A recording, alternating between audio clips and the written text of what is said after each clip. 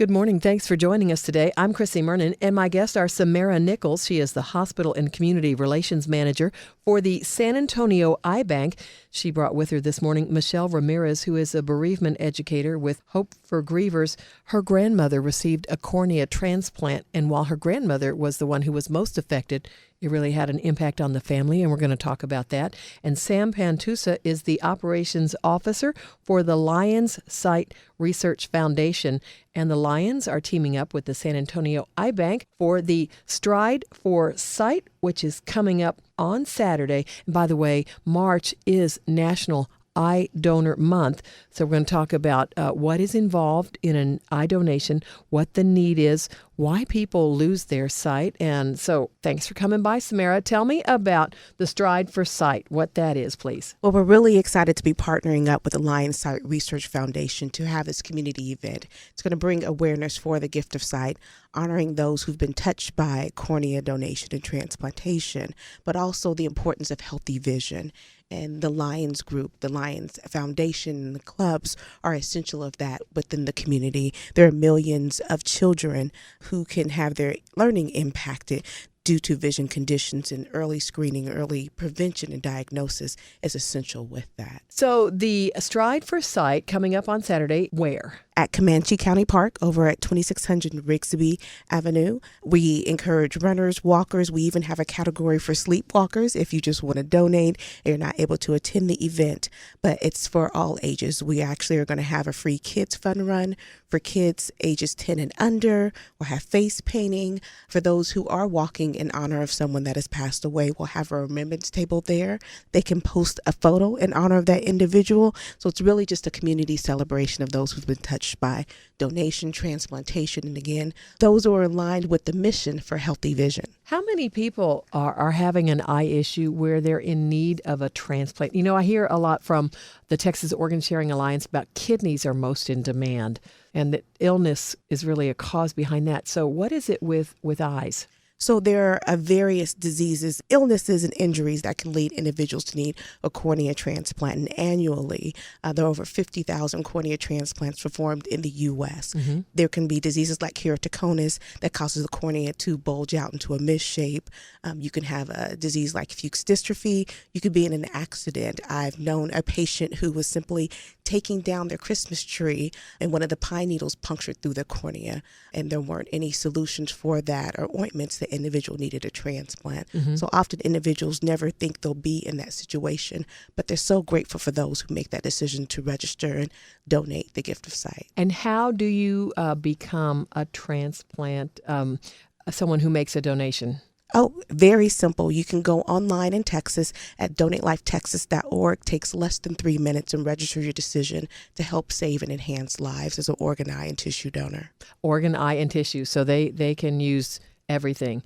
And now you brought with you this morning Michelle Ramirez. And tell me about Michelle. Well, I've had a very great relationship with Michelle from her past work as a bereavement educator. But Michelle actually has a personal connection to the gift of sight with her grandmother receiving a cornea transplant. She'll actually be leading that remembrance table and then sharing with those donor families specifically how much it impacted her as being the granddaughter of a cornea transplant recipient. And you don't think about that, but tell me about that, Michelle. Tell me about your grandma. What was going on and you were young when this was going on, so your remembrance is a little different than it would be today. I was a teenager, so this happened in the 90s, and she was losing her sight. She would have lost her sight, and so I remember her having a surgery, and they mentioned it was a cornea transplant, and I remember, having her go through that. But it was years later when I began working in the area of donor family support and becoming knowledgeable about what cornea transplant was. When I first learned about it and heard about it, I called my aunt, who was her primary caregiver at the time, and asked her, what happened to Grandma? Are you sure she got a cornea transplant? And then I called my grandma, was it a cornea transplant? And she said yes. Mm-hmm. And I asked my aunt, are you sure it was a cornea transplant? And why were you so astounded? I did not believe that it was from a person's decision. I thought it was like a contact lens. Mm-hmm. So I thought it was man-made material. And so when I learned that it was someone's decision, it was just so life-changing for me at that time. Mm-hmm. And so my grandmother, it was very special to me. She's a very special person. She's no longer with us, but the gift of sight has still impacted us today because we look back at photos and memories, which is what you have when someone has gone, has died. But those memories were so special. And they would have looked so different to us had she not been able to see. Mm-hmm. And she received not only one, but she received 2 corneas. And so when I learned that her gift was a decision of someone, it was life-changing. And I'm forever grateful. I know people can't see the photos, but I brought this poster with all of these memories that included my grandmother. Mm-hmm. We were able to share with her, show her photos. She was able to see her grandchildren, her great-grandchildren, and we could give her flowers. She loved flowers and she loved color. She loved telenovelas. And so at 6 o'clock, 7 o'clock, if you called, she'd say, "Can I call you back?" But that was the compliments of a cornea donor decision. And that is so special because, we take our sight for granted. And her final years of life, she was in bed most of the time. She was ill. She couldn't be as mobile as she would have liked to be. So I just think that the quality of life would have been even worse being blind. So much more difficult. You think about, as you were talking and you said, we take so much for granted. And you mentioned seeing flowers and you just think seeing, and like right now we all have both of our eyes and we take so much for granted. We do. And so it is a gift that keeps on giving because although she's not here, those special memories are here and they impact me. And so I think sharing that with those that have made that decision, whose loved one is no longer with them, but they were able to impact another individual through sight, I think it's just so comforting for them to know that it not only impacts the person who received the sight, but the people who love that person. The whole family. They say it takes a village, and I guess your whole village is affected. So now you work as a bereavement educator. Yes. Do you find that when somebody has been an organ, eye, or tissue donor, the grieving family is left behind, I know it always hurts. It always hurts, and the loss is always going to be there. But does it help in any way that they were, passed on this life gift? Absolutely. Anytime you can make something good come from something tragic, it will help. Will it take away the pain? No. But it will make that sting a little less painful, knowing that something good for someone else, and that can be comforting. And not only that, especially when you hear the stories, and so not everyone will get a letter, not everyone will be able to know who was impacted, but when they hear other recipients or other recipient family members share, they can know that that's a similar story that they helped create, either their loved one because they made that decision or they did on behalf of their loved one. So donation is not only healing physically, medically, but emotionally, Before we started, you said you had tried to find the family of your grandma's cornea donor. I tried to connect, but records were different in the 90s than they are now. And even though to me the 90s doesn't seem that far ago, but it is, technology has changed so much, so it's a lot easier. And so I came to the realization that working with donor families today is enough for me, because I may not ever know exactly who did that, who gave that gift to my grandmother. What were you going to say to him, or what were you going to write in the letter? I was just going to say thank you. Thank you so much because, well, Grandma, for one, she got to see what I look like. She got to see what my daughter looked like, my son looked like. She got to see so much. She was there when I graduated with my master's degree, and I'm the first in my family to have a graduate degree. She set foot on a university campus to go and see me. She saw the smile on your face and Yes. the pride, and you saw the pride in her eyes. She touched my tassel. Uh-huh. And she wouldn't have been able to see any of that. She would have heard it, but it's so different to see it. Absolutely, absolutely. And Simera, you hear a story like that. Oh my goodness. It just to me just reiterates the power of donation to transform those, not just, again, those who receive the transplants, but what it means for those families. Mm-hmm. Now, what about contact between, I know from the Texas Organ Sharing Alliance, they usually wait a year before there's any contact, or how does it work with a cornea transplant? So definitely for us, we want to immediately, whether it's the donor family or the recipient, whenever either party is ready to communicate, because you never know where that individual is. It can be that their loved one passed away and next week is that birthday, and receiving that letter from that transplant recipient can make that birthday a little more happier. So anytime that they're inspired to write to their donor family or vice versa, the donor family is ready to communicate with the transplant recipient, we allow that communication to take place. Mm-hmm. Tell me about the transplant surgery, because obviously the cornea is removed once a person dies. Correct. So with cornea donation, it's deceased donation. It can only happen after individuals pass away. So that's why it's important to make that decision if you want to donate, to sign up on the state donor registry and talk to your family about that decision that you want to leave a living impact. How long does the surgery take, and how soon after the surgery can the person getting a cornea see? How soon does vision improve? So it can depend on the disease or the injury that the individual is receiving the transplant, but we've heard hours after. I've had recipients write letters that said, by the end of the day, I was starting to see my loved one. Things that were cloudy are starting to become clear. But it all depends on the type of surgery. But typically within hours, individuals' vision start to become better. Mm-hmm. And then as time goes on, months, weeks, that vision becomes even better. I've met cornea transplant recipients who have better vision than I do. I have 20/40 in some of eyes, and sometimes they have better vision than I. They come out with 20/20, they come out with very good vision. Exactly, and that's because of someone who made that decision. Mm-hmm. Well, let me ask you two things about, taking care of your eyes, because you work at the eye bank and you know how important, and then I guess sometimes how fragile our vision can be.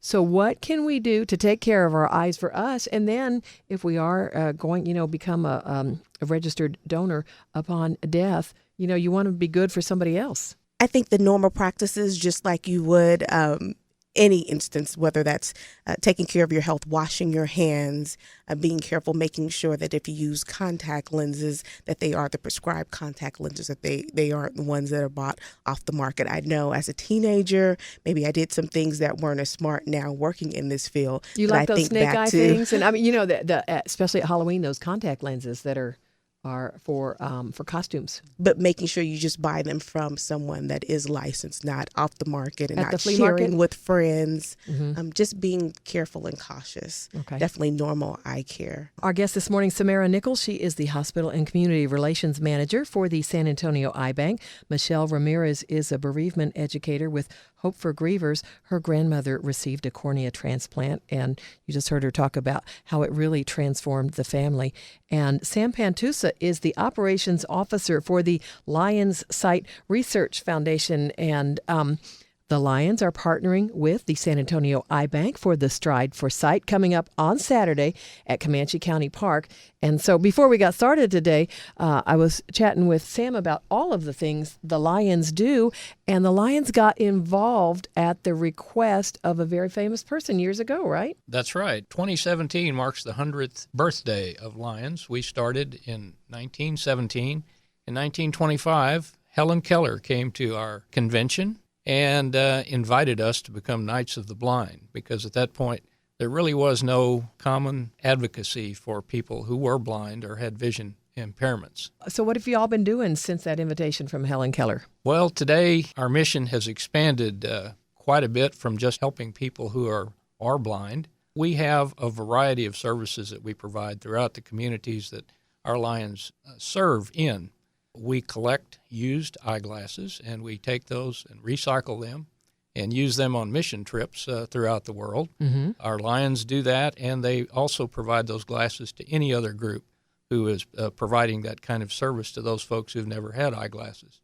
We have training programs for folks who are trying to become employed. We have programs like guide dog programs.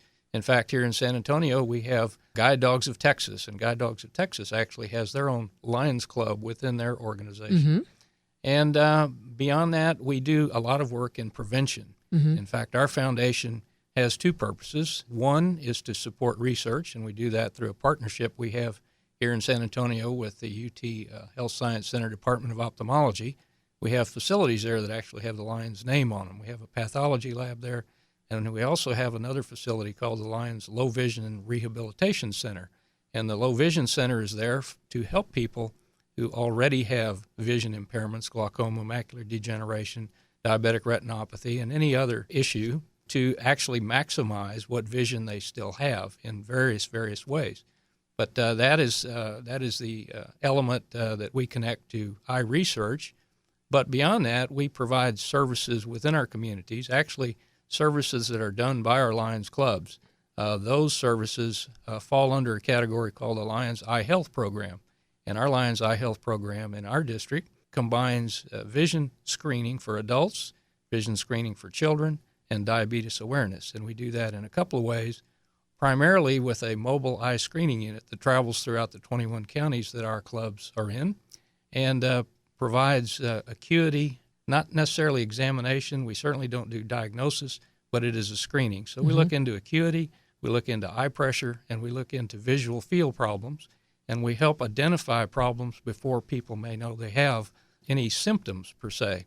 And our focus there is to actually compel them or help them to make the decision to go get comprehensive eye exams, especially when we learn, because in our initial interview, we ask people if they've already been diagnosed with diabetes. And if they have, then they get a little extra treatment there because we show them what diabetic retinopathy looks like and the impact that it could have. And so we invite them to go on and have comprehensive eye exams from that point forward. And we also investigate with them whether or not they have the resources to be able to actually follow up. And when we find out they don't, then we help them in ways that will make that happen for them. We also have another program called Kids Sight, where we actually go into daycares and into schools, and through a camera system that takes picture of the back of their eye, we're able to determine if there are any issues in criteria or gaze alignment or any of those kinds of things to help the kids, because we know that many of them don't know that they can't see. Right, and they can't communicate that. And, That's right. And how would you know? Well, we've had moms that thought, well, this child is the middle child of my three, and she's acting a little different than the others, but maybe that's because she's just 2 years old and so forth, and found out that in that case, that little girl actually was about to go blind in one eye had she not had the intervention. The reason that she was able to get the intervention in that case was because she was having trouble with her speech. And so her speech therapist happened to be a Lion, and she was also a volunteer that worked in our Kids Sight program. So she invited the mom to use the camera system, and they did it there at the child's home. And from there, she ended up going to an ophthalmologist and got treated. And now she's on her way to a happy, normal life with good vision. So it was an intervention that really saved her sight. That's right. And and that's what y'all, I mean, that's why you exist, right? I mean, that's really your mission. That's right. Saving sight. So tell me about collecting eyeglasses, because, I'm sure people who can afford eyeglasses probably have a bunch of them in their drawers, because every year when you go to your eye doctor, especially as you're getting older, you get a new prescription. So you get new glasses, and then you just, what do people do? What do people do with their old eyeglasses? First of all, understand that there is some use for those glasses. So the first thing you would normally do is just leave them with your optometrist or leave them with your ophthalmologist, because all of those folks in that business understand how to get a hold of Lions. And we have collection systems. Sometimes you may go into a store or a community center, and there may be a box there with the Lions logo on it, and that's what it's there for, is to collect your glasses. But if all else fails, you can simply drop them off at a Walmart that provides glasses and services of those kinds. Because we have an ongoing relationship with them. Mm-hmm. And so once those glasses are collected, where do they go, and what is done with them? In our part of the country, they go to a facility that was built by Lions in Midland, Texas. And what they do there is they recycle those, and they work in partnership with folks who are in training. Some of them are in prison in training to learn how to grade and grind glasses, and they categorize them and clean them up and put them in boxes and sort them out and put them in boxes. They go back to Midland, And then they're available to anybody who fills out a form asking for those glasses to go on mission trip. Have you been on a mission trip? I personally have not, but Lions are in 209 countries, so those trips are happening everywhere. Mm-hmm. But many people that we work with go into Central America. Mm-hmm. But Lions also have several clinics in Mexico run by Mexican Lions there that have been supported by the Lions of Texas. Mm-hmm. And so, you've got this your bus, your screening bus. How can someone get it to come to how does that work? It's very simple. We have a website, www.lionsightresearch.org, and that's Lions plural.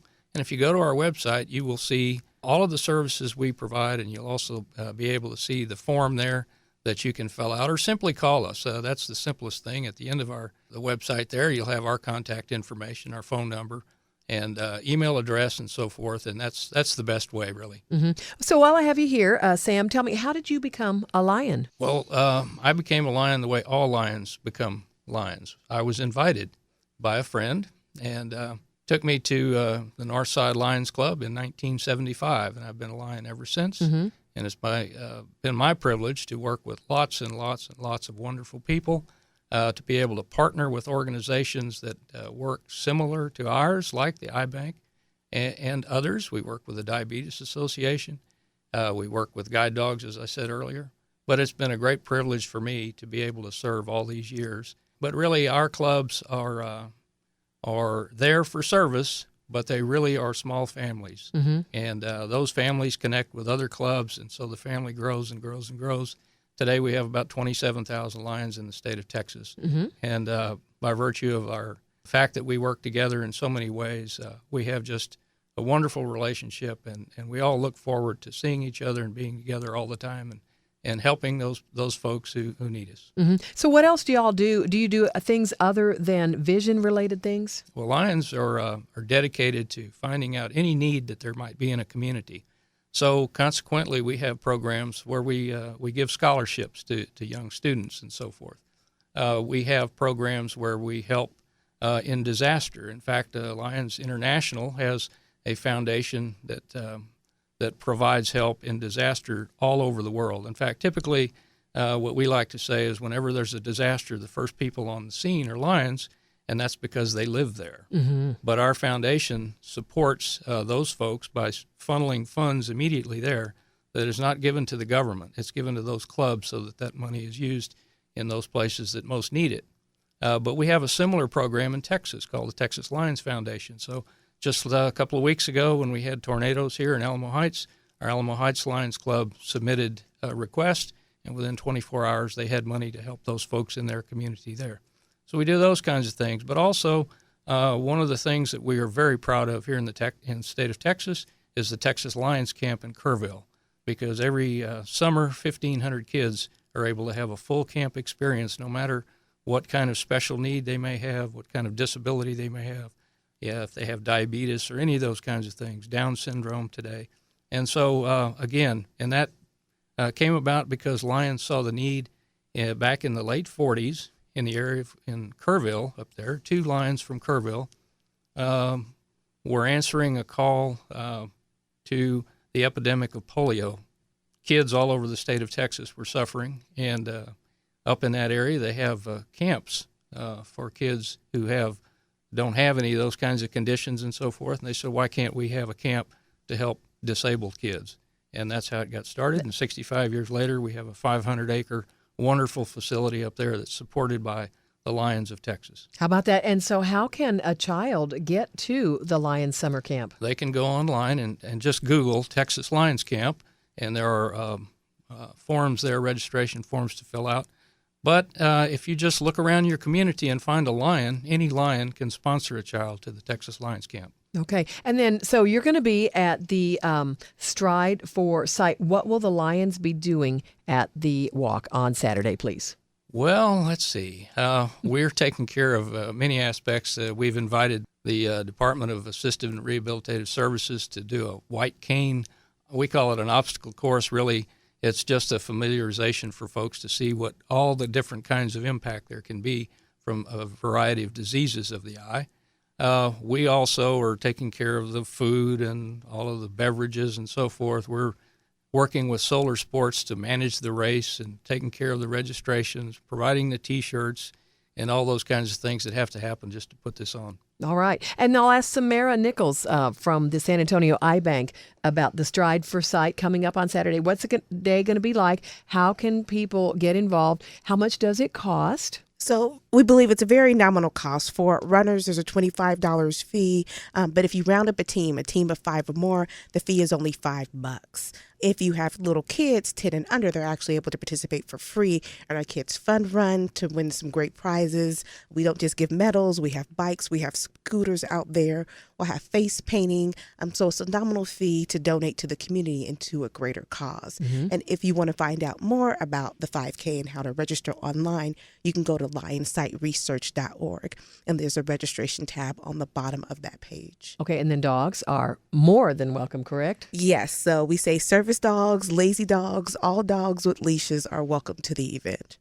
And then, anything else that you want people to know about the Stride for Sight? I'd like people to know what a great collaboration it is, how proud we are to work with the Lion Sight Research Foundation to offer this event to the community, the live music that will be there, the T-shirts, really just that fun celebration that's taking place, that if you don't have any plans on Saturday, or maybe if you have light plans on Saturday, really consider coming out to Comanche County Park with us and celebrating those who've been touched by donation, those who celebrate healthy vision, those who want to learn more about it. And it starts 7:30 is the registration. That's the time to show up? 7:30 is on-site registration. If that's a little too early for you, 8:15 is when opening ceremonies take place. So if you register online and then you get there at 8 o'clock, pick up your packet and your shirt, making sure you're there by 8:15 for opening ceremonies is a great time. Okay, and then Sam, did you have something else to add? Well, I saw that we have a dove release there. You want to talk a little bit about that, or did you already mention that? I did not. Thank you, Sam. So for those who are walking in honor of someone, whether that's a Lions, someone in your family that's passed, whether they've given the gift of sight or not, we will have Memorial Dove release, and that'll be special. And so we'll say some special poems. There'll be a special wording in there because we definitely want to pay honor to those who are given that gift to help others. And then one final comment from Michelle. It's also a way for recipients to come and walk and say thank you to their donor if they want to, or the families, just to say thank you. You may never know who they were, but you can say thank you in that way. And how do you encourage, because I'm sure you're a huge champion of cornea donation. Oh, yeah. And so what do you say to people? Because for some people, it's a difficult subject. Well, most people probably, like myself, believe that it's a man-made material that someone is receiving. So first it starts with educating, but also it's a decision that you can make now outside of a crisis, outside of all the emotions that go surround a death, especially if it's sudden or tragic. And so it's a decision you can make on behalf of yourself now. You can register, donatelifetexas.org, and you can make that decision, and that way your family will know what your wishes would have been, and then they can help carry that out at the end of your life. And so it's something that you can do today, and but it happens at the end of your life, and people can benefit. Up to 2 people can benefit from your corneas, up to 50 can benefit from tissue, and up to 8 can be saved through organ donation. So there's so many things, good things that can come out of a tragic situation, and that's where hope comes in to play. Well, thank you so much for that. And, during the interview, Sam showed me his driver's license, and he's got a heart on his driver's license. So, and you too. Yeah, you know what? The whole room is filled with people who have a heart on their driver's license. And so when you're getting your driver's license at the DPS, they can, I think that, years ago, they said, do you want to be a donor? Sure. And so that's another way to sign up. Definitely now that heart is embedded that says donor on your driver's license if you make that decision. But sometimes if you have a great driving record, maybe you weren't sure about making that decision. Maybe you hear today's interview and decide, okay, well, I want to register, but it takes a couple of years before I'm going back to DPS. You could definitely go online at donatelifetexas.org and make that decision stick as well. Well, thank you for coming by this morning, Simera Nichols, Michelle Ramirez, and Sam Pantusa. And we'll see you at the Stride for Sight Saturday morning at Comanche County Park on Rigsby.